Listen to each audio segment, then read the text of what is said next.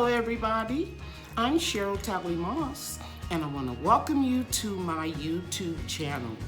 In this episode, I'm going to share with you how I'm transplanting some of my baby seedlings into a raised garden bed inside the greenhouse, and how I'm transplanting some of them in containers, as well as how I'm getting my raised garden beds outside ready for my spring garden. Okay, let's get started. Hello guys, it is Friday morning. I'm out in the greenhouse and I'm going to plant some zinnias, marigolds, and the early girl tomatoes that I grew from seeds right here in this garden bed. The first thing I'm going to do is go ahead and get some compost so that I can amend the soil. Then I bought it about 8 years ago off of eBay, and we're running low on compost, and you can see that mycorrhizal fungi building up. And guys, I put in my compost water that I steam my vegetables with, and of course rainwater gets in.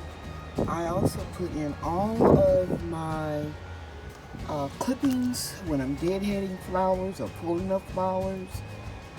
All kinds of food scraps that won't attract rodents like mice. I don't put any oil, any bread, any meat, any dairy, any milk.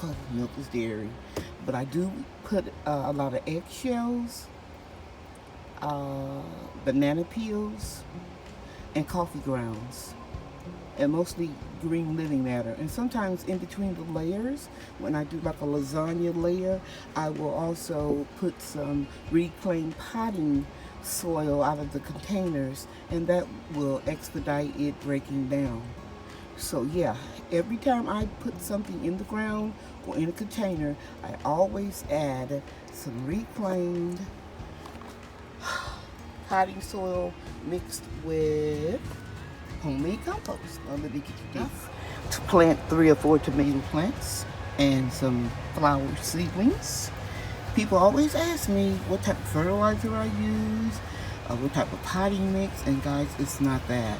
It's compost. The key to my successful gardening is compost and only adding organic or natural ingredients to amend your soil. Okay, let's walk back over to the Now, I planted the first tomato and I planted it up on a hill. And I know some of you are wondering why I did that. I removed the bottom leaves so that the stem can grow more roots. And the reason why I put it up on the hill, because I have decided to shorten this bed by 1.5 feet. You see the space that I'm showing right here? All of that is going to be dug up and pushed over so that during the winter time, I am able to get behind this bed and harvest. It's just a little too close to the edge of the greenhouse. So I'm gonna go ahead and plant 3 more and I'll be back. Okay guys, I want to share with you what I've done. I've planted 3 early girls, and you can see directly behind them, I have dug up about 1 foot of that garden bed. I have more to do to put in the front. I divided and transplanted the Society of Garlic around the early girl tomatoes. I planted, or transplanted I should say, some zinnias, heirloom zinnias, and more Society garlic and marigolds. Now, if you have health issues like me, don't think you can't garden. You just have to pace yourself.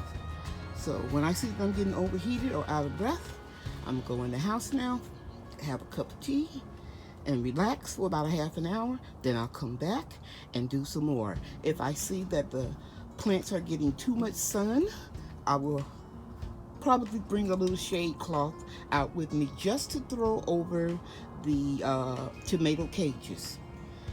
But I intend to finish this today, a little at a time, and I'm going to put down leaf mulch and water them in. Okie dokie, I'll bring you back in a few minutes. Hello everybody, it's Friday. Brian has gone home and it's about 6 o'clock and I'm still working out here. I didn't let him help me with this we just relaxed and watched television today because I was a little under the weather after working so hard earlier, and I wanted to give him a break. But now I'm back out here, and you can see I've been working on this bed. I planted 2 celebrity tomatoes. I think that's what I put here. Yes. Let me go closer. Celebrity. You can see the tags right there because I have 3 early girls down here. And what I'm planting inside of the greenhouse are going to be tomatoes that will probably all be harvested before June. So this will be my early start. So as you can see here, look down there, I am shortening this garden bed. Guys, this greenhouse was put over an existing garden bed, and that's why I keep making adjustments to it. I thought I could squeeze in here and harvest, but it was just too difficult, and I don't want to have to wait on my grandchildren, who are small of course, to come and harvest for me. So I am narrowing this bed right in here to connect down there. So this is what Brian and I will be doing next week. And I think I'm gonna have 2 of my other grandchildren in a couple of days, and we're gonna dig all this up. And like I said, this garden bed previously was already here, and then we put the greenhouse around it. And because this bed was too big, ideally I like my beds now to be 4 feet by 8 feet, but because this was so wide, let me move this pepper plant, I had to create a keyhole opening. A keyhole opening is simply an opening, and I put bricks here so I can step inside of here. See my foot? I could step in there and then harvest, but it was still too close to the sides of the greenhouse. And by the way, I harvested this Parisian carrot. They're really cute, very sweet. Let me get a good look at it. Carrots that I planted last fall. I thought I harvested most of them, but there are still a few of them growing. But anyway, I have 3 early girls right here and 2 celebrities, and the rest of the tomatoes will be grown outside. So like I said, I've already started digging up the soil, and I will use this soil in containers or garden beds because it's super rich. Don't have to worry about trying to make the garden bed real uniform, worrying about if the rain is going to wash the beds out, because this is in the covered greenhouse. So if I want to later on, I can go ahead and put some cinder blocks over there and make it look neater. But right now, all I want to do is get behind there and harvest, dig up these bricks, remove the keyhole opening, and then we're good to go. As you can see over here, I've transplanted some marigolds to repel insects around tomatoes. I'm going to pull up that carrot out tomorrow, and these clumps of society garlic, and put them close about right here behind the tomatoes. And I was so happy to see that my green pepper experiment that I did, these are orange peppers. I forgot or lost the tag, so we've got some orange ones. I like those, they are very sweet. I'm gonna keep growing them in the containers. And I still have a lot of seedlings over here to go outside. And I think what I'm going to do is just top this off these cinder block openings with compost, and just put some seeds there, some marigold seeds. Yeah, so that's the goal for this week. And I'm going to wait till I have some help to drag the leaf mulcher out here. And back there at the back of the greenhouse, in that little roll around that has the watering cans next to the fan, that's full of fall leaves. I'm going to chip them up and spread them all out here, all over this bed. Okay, so that's it for now, everybody. It's Saturday, March the 7th, I believe.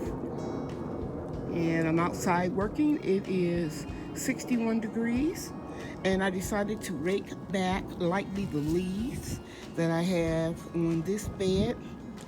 And I'm going to add some worm castings and cover it right back up. If you guys remember, these are the 2 beds that had the knotted roots from the non-beneficial nematodes, and I solarized the beds, and then I put crushed crab legs in it, and I've been resting them. So I'm getting them ready to plant pretty soon, maybe even Monday. I will plant the marigolds around the perimeter that have been growing the seedlings.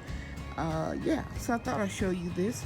I'm going to spread some worm castings and then cover both beds back up. Okie dokie, I'll be back. I've got that done, and I thought I'd show you what a picture of the worm castings look like. I get them from Amazon or eBay, same merchant on both of the sites. It never fails. Every time I try to make a video outside, somebody starts up a lawnmower. So what I was doing here is sharing with you that I cover the beds back up with the leaves, and then I lightly water the beds, and this keeps the leaves in place. Now, in the spring, when I use leaves to mulch the garden beds, I actually shred them up with my leaf mulcher / shredder. I'd like to share 2 of my trees with you at this time. My Saussure magnolia tree. Isn't it gorgeous, everybody? So pretty. I planted this one 2 years ago just to bring some pollinators to the yard. And now I'm going to go over and show you my kefir pear.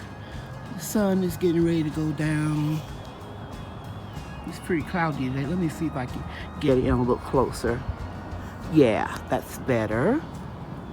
And show you the beautiful flowers.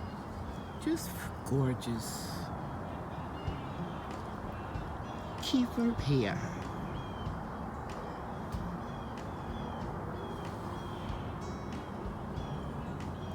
Okie dokie. Our tulips are opening up more now, and they just look so beautiful. And I added some marigold seedlings in this half whiskey barrel so that when the tulips fade and die back, the marigolds will still be there. And I just think it makes a lovely presentation. I would like to thank all of my subscribers for supporting my channel. And if you're new to my channel and you haven't subscribed already, please do so now. Please hit that like and subscribe button. And be sure to turn the bell notification on. That way you'll be notified whenever I drop a new video. Thank you for watching, everybody. Bye now.